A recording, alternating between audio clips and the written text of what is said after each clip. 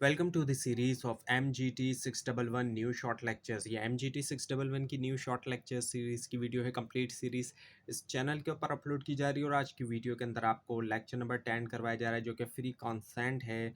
तो शुरू करते हैं आज के इस ट्यूटोरियल को। तो सबसे पहले है पार्टीज, पर्सनस और parties having legal capacity to consent contract. अच्छा, फ्री कॉन्सेंट को तो डिटेल में बताया ही जाएगा, लेकिन उसको समझने से पहले आपको इस चीज़ को समझना ज़रूरी है कि ऐसे लोग जिनके पास लीगल कैपेसिटी है उन्हीं से कॉन्ट्रैक्ट किया जा सकता है। और वो कौन कौन से लोग हैं जिनसे किया जा सकता है वो आपके सामने यहाँ पर मौजूद है। पहला ये कि जिनकी एज ऑफ मेजॉरिटी हो, इनके एटलीस्ट 18 ईयर्स एज हो, और कुछ केसेस में इससे ज़्यादा भी हो सकती है, जैसे कि 21 ईयर्स अगर गार्डियन है ऐसे सिचुएशन के अंदर। इसके अलावा पर्सन ऑफ साउंड माइंड हो, कैपेबल हो अंडरस्टैंडिंग के लिए और रैशनल जजमेंट देने के लिए, अंडरस्टैंड कर सके और रैशनल जजमेंट दे सके। और इसके अलावा ये कि ऐसा शख्स ना हो जो जिसको डिस्क्वालीफाई किया गया हो, लॉ के ज़रिए डिस्क्वालीफाई किया हो गया हो, जैसे कि कोई इंसॉल्वेंट है या कोई कन्विक्ट, कोई पकड़ा गया था कोई शख्स पहले कभी और उसको डिस्क्वालीफाई कर दिया गया था, तो ऐसा शख्स नहीं हो। तो अगर इनमें से कोई भी कंडीशन पूरी नहीं होती एक शख्स के अंदर, तो कॉन्ट्रैक्ट जो है वो वॉइड किया जाएगा, कॉन्ट्रैक्ट नहीं हो सकता है ऐसे शख्स के साथ। Now the undue influence as defined in section 16(1), section 16(1) के अंदर जो है वो अनड्यू इन्फ्लुएंस कुछ इस तरीके से डिफाइन किया गया। Contract is said to be induced by undue influence where the relations subsisting between the parties are such that one of the parties is in a position to dominate the will of other and uses that position to obtain an unfair advantage over the other. So undue influence का मतलब असल में यही है कि improper pressure होना या unfair persuasion होना एक पार्टी की तरफ से जो कि डोमिनेट करती है विल जो है दूसरी की, ताकि उसको एक अनफेयर एडवांटेज मिले कॉन्ट्रैक्ट के अंदर। सो इसमें ये होता है कि एक पार्टी एक ऐसी पोजीशन में होती है जो कि डोमिनेट करती है दूसरी की विल को और यूज़ करती है वो पोजीशन, अपनी पोजीशन का इस्तेमाल करती है ताकि अनफेयर एडवांटेज हासिल ले सके। जैसे कि एग्जाम्पल अगर हम लें तो एक डॉक्टर परसुएट करता है क्रिटिकली इल पेशेंट को कि वो अनरीजनेबल फीस जो है वो पे करे, तो ये अनड्यू इन्फ्लुएंस हो गया। और इसी तरह एक टीचर फोर्स करे अपने स्टूडेंट को कि वो प्रॉपर्टी जो है वो सेल करे लोअर प्राइस के ऊपर, ये अनड्यू इन्फ्लुएंस हो गया। और इसी तरह अक्सर ऑफिसेस के अंदर भी बॉस जो है वो फोर्स कर रहे होते हैं अपने एम्प्लॉयज़ को बहुत सी ऐसी चीज़ों के जो जॉब कॉन्ट्रैक्ट से बाहर होती हैं, तो ये अनड्यू इन्फ्लुएंस हो जाता है। सो अनड्यू इन्फ्लुएंस सेक्शन 16(2) में अगर हम देखें तो एक पर्सन को कंसिडर, एक पर्सन जो कि डोमिनेट करता विल जो है दूसरे की, वो दो केसेस ऐसे हैं। एक तो ये कि रियल और एपरेंट अथॉरिटी हो गई।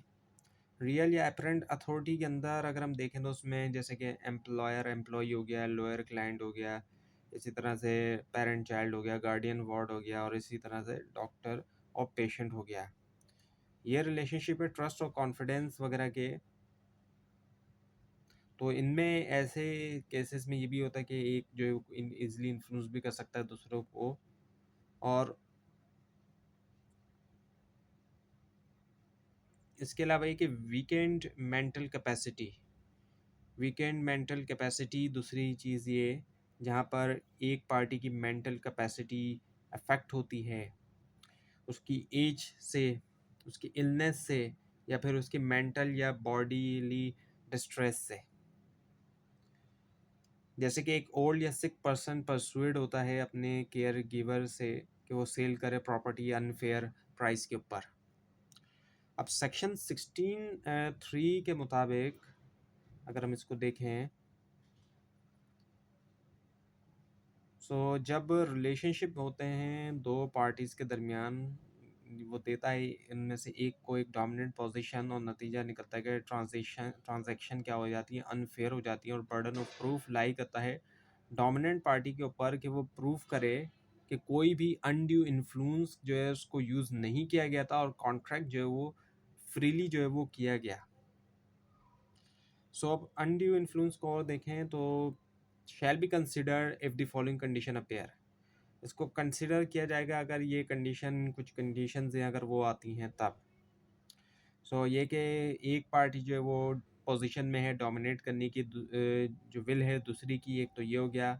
और डोमिनेंट पार्टी जो है उसने एक्चुअली यूज़ किया है उस इन्फ्लुएंस को, और उसके बाद ये कि जो इन्फ्लुएंस है वो यूज़ किया गया था हासिल करने के लिए एक अनफेयर एडवांटेज जो है वो एग्रीमेंट के अंदर।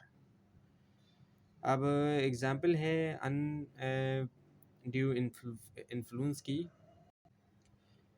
So, an influence by a physician over his patient who is in critical condition, damaging and receiving unreasonable and extraordinary amount on account of his professional charges would tend to amount to undue influence। वही वैसे ही example जैसे कि पीछे आपको बताया गया था कि एक फिजिशियन है, एक जो कि उसका इन्फ्लुएंस है अपने पेशेंट के ऊपर जो क्रिटिकल कंडीशन में है, और वो डिमांड कर रहा है, रिसीव कर रहा है अनरीजनेबल और एक्स्ट्राऑर्डिनरी अमाउंट जो है अपनी प्रोफेशनल उसकी वजह से चार्जेस।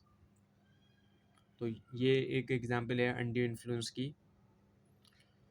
सो undue influence under following situations. अब कुछ सिचुएशंस हैं जिनमें अनड्यू इन्फ्लुएंस है, जैसे मास्टर एंड सर्वेंट हो गया, काउंसल एंड क्लाइंट हो गया, इसके अलावा क्रेडिटर और डेटर हो गया। सो इन केसेस के अंदर एक पार्टी जो है उसका पावर है और या फिर ट्रस्ट पोजीशन है, देता है उसको पोटेंशियल कि वो एक्सप्लॉइट करे दूसरे को, और बर्डन ऑफ प्रूफ जो है वो लाई करता है पर्सन के ऊपर जो कि क्लेम कर रहा है, अनलेस के कॉन्ट्रैक्ट ही अनफेयर रहा हो, और इस केस में डोमिनेंट पार्टी को लाजमी प्रूफ करना होगा fairness. So now the definition of fraud under section 17। अब सेक्शन 17 के अंडर अगर हम देखें definition of fraud, so fraud means and include any of the following act committed by a party to contract or with his connivance or by his agent with intent to deceive another party thereto or his agent, or to induce him to enter into the contract the suggestion as a fact of that which is not true by one who does not believe it to be true, the active concealment of the fact by one having knowledge or belief of that fact। So fraud से मुराद कोई भी intentional dissipation जो कि एक party की तरफ से किया गया ताकि दूसरी पार्टी को इंड्यूस करे कॉन्ट्रैक्ट में इन दाखिल होने के लिए। और फ्रॉड में जो है वो शामिल होते हैं एक्ट जैसे कि suggestion of a false fact, suggestion होना एक फॉल्स फैक्ट की ऐसे की तरफ से जो उसको समझता है कि वो ट्रू नहीं हो गई। जैसे कि एक गाड़ी बेचना ये कहते हुए कि इसका कभी भी एक्सीडेंट नहीं हुआ जबकि एक्चुअली में हुआ है। और एक्टिव कंसीलमेंट होना है फैक्ट की ऐसे शख्स की तरफ से जो कि जानता है, जैसे कि क्रैक जो पड़ जाते हैं बिल्डिंग के अंदर उनको कवर कर देना ताकि जो स्ट्रक्चरल डैमेज है उसको हाइड किया जाए, उसको छुपाने के लिए। और अक्सर घरों की ख़रीदो फ़रोख्त में इस किस्म की चीज़ें की जाती हैं कि जब पुराने हो जाते हैं घर या कोई बिल्डिंग वगैरह पुरानी हो गई तो उसको छुपा दिया जाता है, जो भी डैमेज होता है बिल्डिंग का उसको अगर छुपा के जो है वो बेचा जा रहा है, उसको रेनोवेट करवा कर उसको छुपा के। तो ऐसी सिचुएशन में ये जो है एक्टिव कंसीलमेंट में आ जाता है। तो ये थी आज की वीडियो। आपको इस बारे में कोई क्वेश्चन हो और अगर इसमें कोई मिस्टेक दिखाई दे ज़रूर हाईलाइट कीजिए, और इस पूरी सीरीज़ को देखने के लिए और एग्जाम्स के प्रिपरेशन के लिए इस चैनल को सब्सक्राइब कीजिए, बेल आइकन के ऊपर क्लिक कीजिए। Thanks for watching this video and best of luck.